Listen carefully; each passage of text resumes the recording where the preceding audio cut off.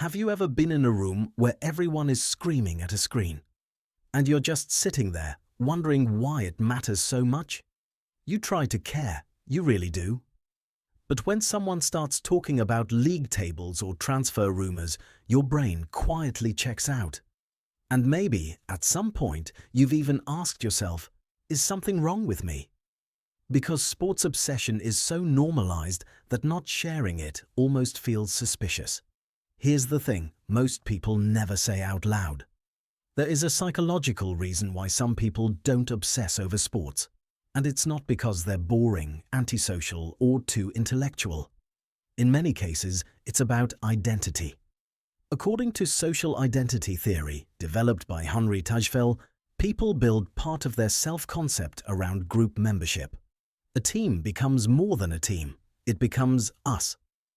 When the team wins, the brain releases dopamine.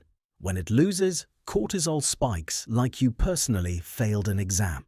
For some people, that emotional rollercoaster feels alive. For others, it feels exhausting. If you don't obsess over sports, it might be because your sense of identity isn't wired to external group competition. You may build identity through ideas, through creativity, through personal achievements rather than collective victories. And that difference changes everything. There's also the matter of conformity. Humans are deeply social creatures. Solomon Asch's conformity experiments showed how far people will go just to align with a group's opinion. Sports culture, especially in certain countries, becomes a social glue. Watching the game isn't just about the game, it's about belonging. So if you feel detached from that ritual, it might mean you're less driven by social conformity. That doesn't make you superior, but it does mean your brain doesn't crave belonging in that specific format. Another layer is stimulation preference. Some nervous systems crave high-intensity emotional spikes. The suspense, the countdown, the last-minute goal. It's basically a socially acceptable adrenaline rush. But if you lean toward lower sensory stimulation, like many introverts described in personality research, that constant surge of collective excitement can feel overwhelming. Not thrilling. Just loud.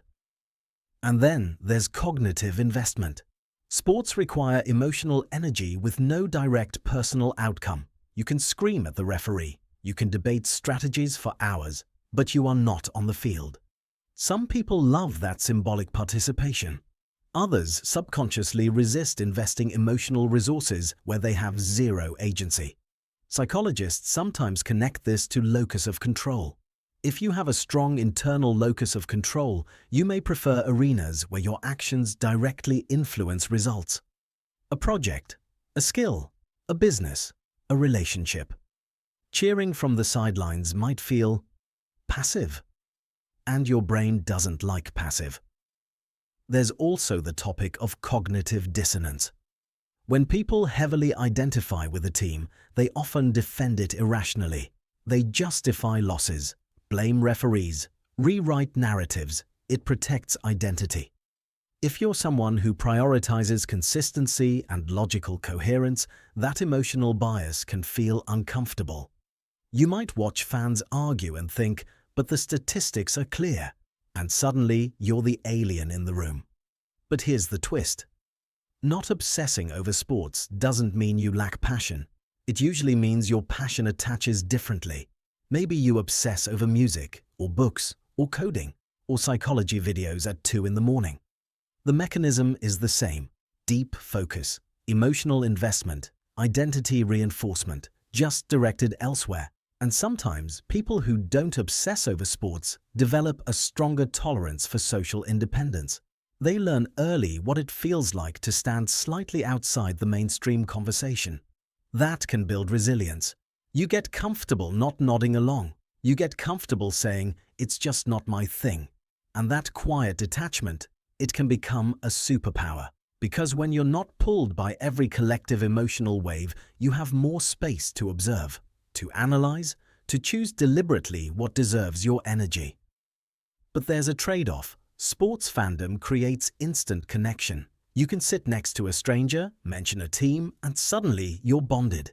If you don't participate in that shared language, social bridges sometimes take longer to build, and that can feel isolating. So the real question isn't whether you should obsess over sports or not.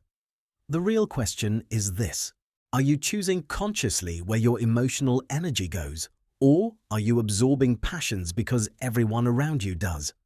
There is nothing inherently shallow about loving sports, and there is nothing inherently superior about not caring. It's simply a reflection of how identity, stimulation, belonging, and control interact inside your nervous system. The danger isn't obsession.